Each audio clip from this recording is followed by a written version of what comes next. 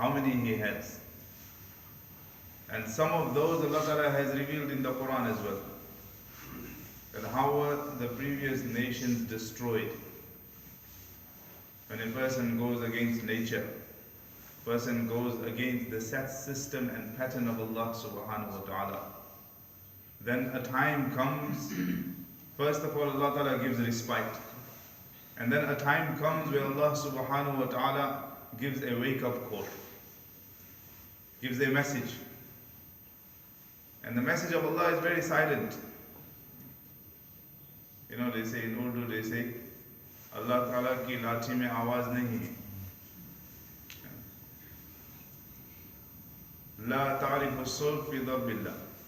You won't see a sound when Allah Ta'ala strikes. So Allah Ta'ala says, وَأَرْسَلْنَا عَلَيْهِمُ الطُّوفَانَ وَالْجَرَادَ وَالْقُمَّلَ وَالضَّفَادِعَ وَالدَّمَ آيَاتٍ مُفَصَّلَاتٍ. From some of my warriors, some of my armies. Look how simple things Allah Ta'ala makes mention. You know, sometimes we think as an army, we think as a soldier, we think he's a big built, you know, guy that will be coming on the wrestling field and he will, you know, walk around the earth like the Dajjal. You know, we think that he's going to be a big guy. So Allah subhanahu wa ta'ala says that my army is Tufan. We have sent them plagues. We have sent them viruses. We have sent them storms. Wal jarad and locusts. If you see those that are used to doing some research, Allah Ta'ala speaks about locusts in the Quran in a few places, various places. One of the scenarios of Day of Qiyamah, Allah Subhanahu wa Ta'ala makes mention that they will be ushered to the plains of Qiyamah, to the plains of resurrection, the plains of accountability and judgment, and the angels will be taking them. They will be as if so many humans will be walking in one direction, as if a swarm of locusts is going. They say locust, when it comes out, it fills the entire sky as if there's a cloud passing over you. That's how many thousands and millions they are in number. Allah Ta'ala describes this. So the people of Fir'aun, when they became oppressive towards those that were calling upon Allah Subhanahu wa Ta'ala, they were willing to live a natural Islamic lifestyle. The Banu Israel, they were simple people. They were employees. They were servants, slaves. But they were believing in Allah Subhanahu wa Ta'ala. Fir'aun said, no, Ana Rabbukumul A'la. I am your Lord. You're supposed to worship me. You have to bow down to me. And then he started his persecution. And he started his torture. So Allah Subhanahu wa Ta'ala sent them. What he sent them? Locusts. So wherever they would see, they would only see locusts. In their food, they would find locusts. In their clothes that they used to wear, they would find locusts. You go to sleep in the morning, you wake up, you're dusting your jacket, there's locusts falling out. So they became worried, they were pareshan. How do we get rid of this? They're everywhere. They're in our house, they're in our shops, they're in our streets. They came to Musa alayhi salam, they said, oh Musa, you and your people make dua to Allah to remove this calamity from us. Allah Ta'ala removed it. After some time, Allah Subhanahu, they carried on the torture and persecution. Allah Ta'ala says, وَالضَّفَادِعَ, we've sent them frogs. Now not those big frogs. If you've been to the eastern countries, you notice in the rainy season in spring, you find little tiny frogs. And many of them, if you stand on the pond side or the river side, you'll see hundreds of them.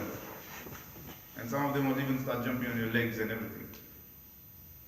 So these frogs were sent. The Fadiyah. To that extent, Mufassirin write that when they used to cook food, they used to cook fresh food. And they used to keep it in a closed utensil. So that when the time comes, we will serve it to the king or to Fir'aun and his people. When they used to open, they used to find frogs in there also.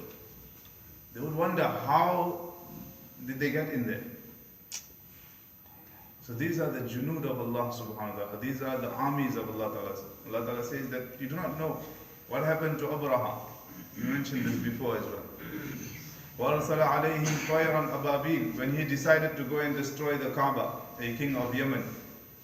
The king of Yemen decided that now I will go and destroy, prior to the birth of Rasulullah sallallahu alaihi wasallam, I will go and destroy the Kaaba. So people thought that the Arabs will get ready with their soldiers, etc., and try and defend the Kaaba. But they were caught unaware. By then, Abraha, the king with his army and his elephants, was already close to the Kaaba. What did Allah Ta'ala send? Ababil. Ababil is a small little bird, like a sparrow. And what they were carrying in their hands? Little small tiny pebbles in their feet. And a swarm and hundreds and thousands of those came upon the army of Abraha, and they just dropped those stones on them. They said each stone started striking them as a bullet. The entire army was crushed. The entire army.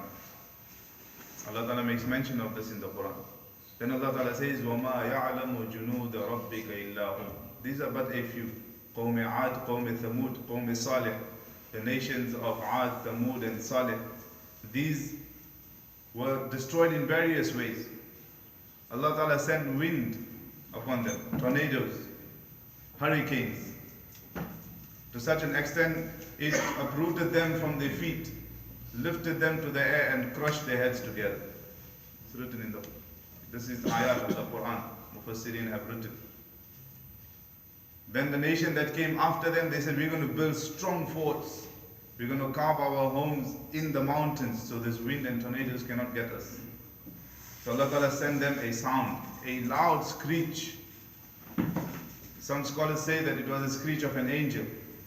Some say it was a screech of one of the animals that Allah Ta'ala had created. Such a loud screech that burst their ears open.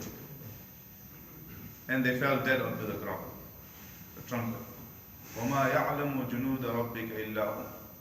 So me and you, if Allah Ta'ala wants to destroy us, it takes an instant, it takes a second. إِنَّمَا أَمْرُهُ إِذَا أَرَادَ شَيْئًا أَن يَقُولَ لَهُ كُنْ فَيَكُونَ. Now these are certain armies of Allah Ta'ala that we do not know. We know that what's going on, virus is going on everywhere. Certain things that our forefathers haven't heard of, we haven't heard of. Something new, all the time. Every few years something new is coming. So what aspect should we take as Muslims? What lesson should we learn? First is we should reflect on these ayat of the Quran.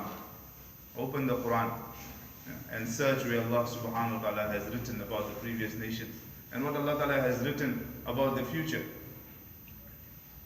And take a lesson from it. That in this plague, in this epidemic, or in this viruses, there is a message from Allah subhanahu wa ta'ala. They say it takes a person, when a person contracts this virus or gets this virus, it doesn't take him a few days if he's not well, and then he becomes inna lillahi wa inna ilayhi raji'un. Allah Ta'ala save us all. Some people survive. But more closer to that is the date of your death. You do not know when you're going to leave. You could go out on the road, there's an accident. There are cancer patients in the hospital, they've been surviving for years. And healthy young youth have lost their lives. So no one knows the date of our death. And death for a believer, we do not say you should ask for death or you should go to death. Obviously you take all your precautions.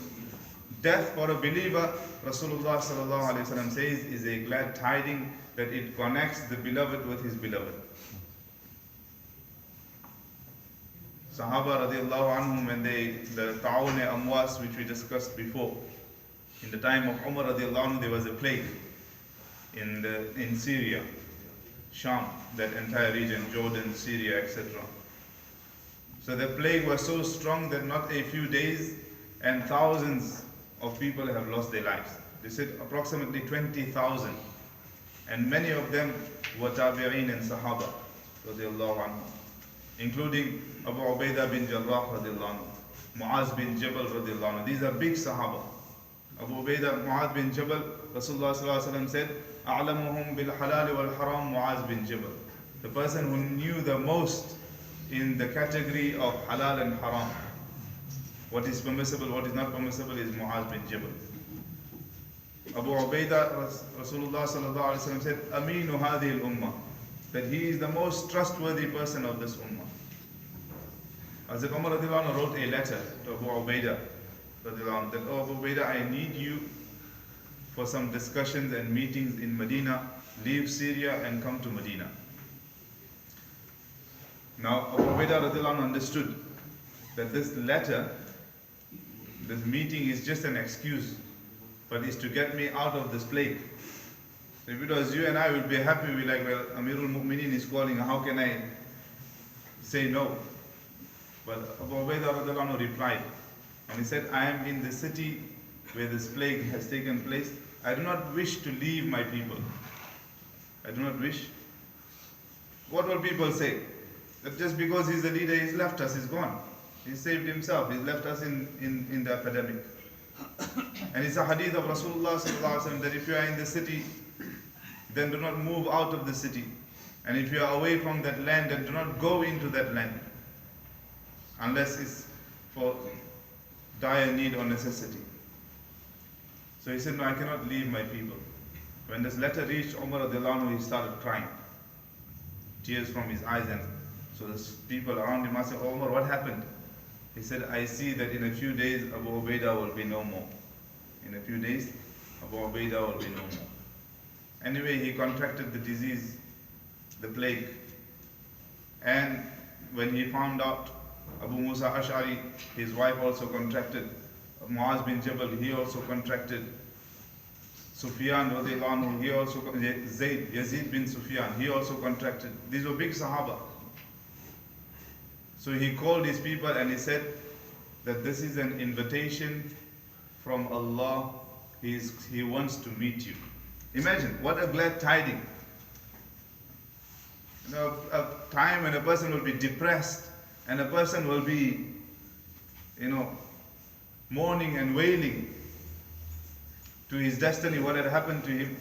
He calls his people and he says, this is an invitation from Allah subhanahu wa ta'ala.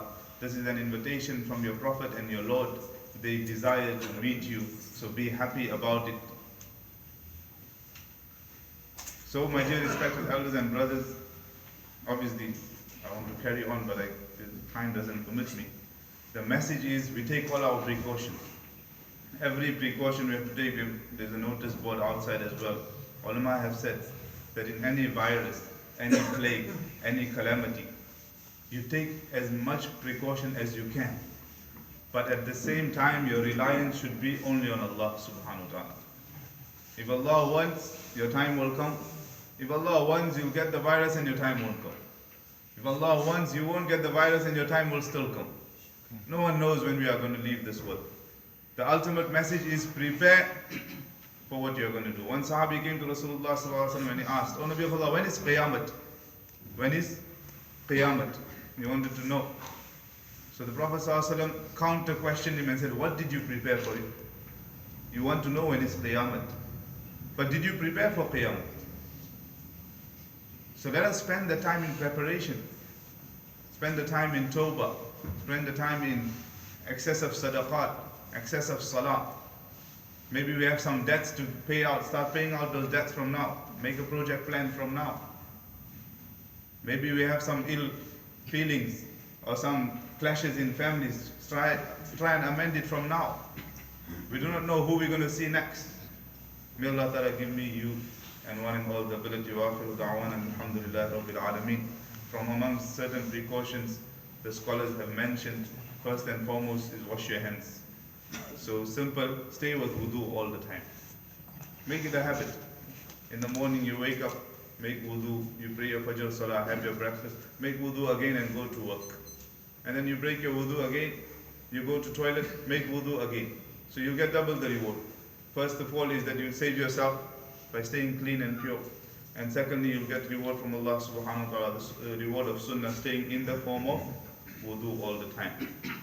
In terms of face masks, there's difference. Many says you should wear it, some says you don't have to wear it, because every time you touch your face by wearing the face mask, your hands are touching your face, and that's also one of the means of contracting the virus.